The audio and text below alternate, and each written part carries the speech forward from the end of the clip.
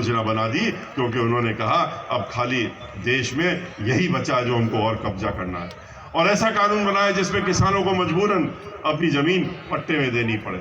इन्हीं उद्योगपतियों को किसान समझ गया पूरे देश का, प्रदेश का भी, कि एक बार इस काले कानून के तहत अगर हमने ये लागू हो गया और हमको जमीन देनी पड़ गई तो ये जमीन जीवन भर वापस नहीं आने पाएगी। हम कोर्ट कचहरी के धक्के खाते रहेंगे, मुकदमे लड़ते रहेंगे, आत्महत्याएं करते रहेंगे, भूखों मरते रहेंगे, लेकिन ये जमीन नहीं मिलेगी। इसलिए किसान आंदोलित हुआ, पूरे देश में आंदोलित हुआ, प्रदेश में भी आंदोलित हुआ, और उसके हम लोग भी उसके साथ में खड़े हुए।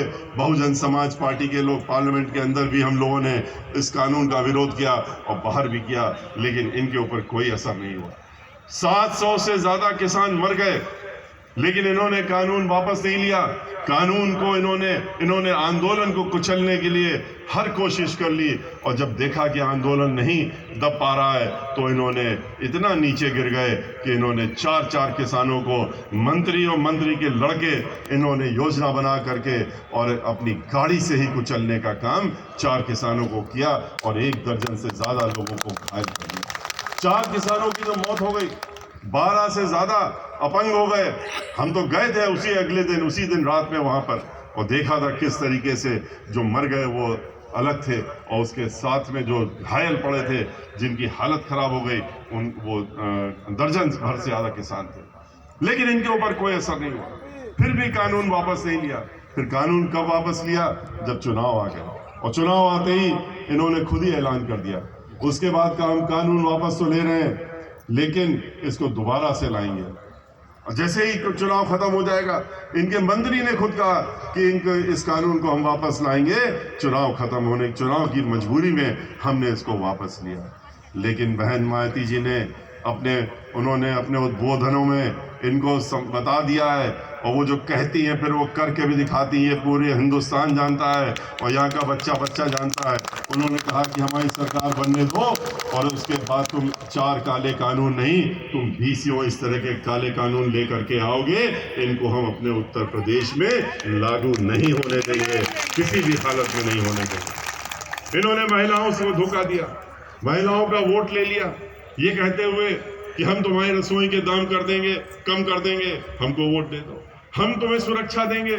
समाजवादी पार्टी की सरकार में खुलेआम महिलाओं के साथ उत्पीड़न हो रहा था, उनका उठना बैठना, घर से निकलना बंद था, जिधर देखो उधर दुराचार, बलात्कार सब चल रहा था। अखबार के पन्ने उसी से भरे रहते थे। महिलाओं ने सोचा कि चलो हम इनको दे देते हैं वोट। और वोट देने के बाद क्या हुआ?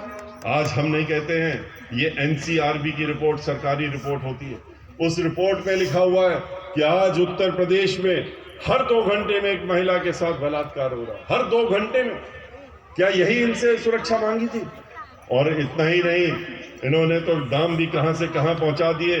कहा था कि हम रसोई के दाम कम कर देंगे, 200 रुपए सिलेंडर जो मिलता था उसको 1200 पहुंचाने का काम कर दिया गैस के सिलेंडर को, और जो पेट्रोल और डीजल के दाम थे उसको 65 रुपए से बढ़ा करके और 100 के पार करा दिया। और जब वोट बढ़ गया तो हर चीज़ के दाम बढ़ गए, तेल के दाम बढ़ गए, खाने पीने के सामान के दाम बढ़ गए, हर चीज़ के दाम बढ़ गए। और उसका नतीजा क्या निकला कि जितनी हमारी माताएं हैं, बहनें हैं या महिलाएं हैं, उनकी रसोई में उनकी हर चीज़ के खर्चे 10-10 गुना बढ़ गए। 50 रुपए की चीज़ जो 50 रुपए खर्च होते थे वो 500 पे पहुँच गए। उनको भी धोखा दिया, नौजवानों को धोखा दिया।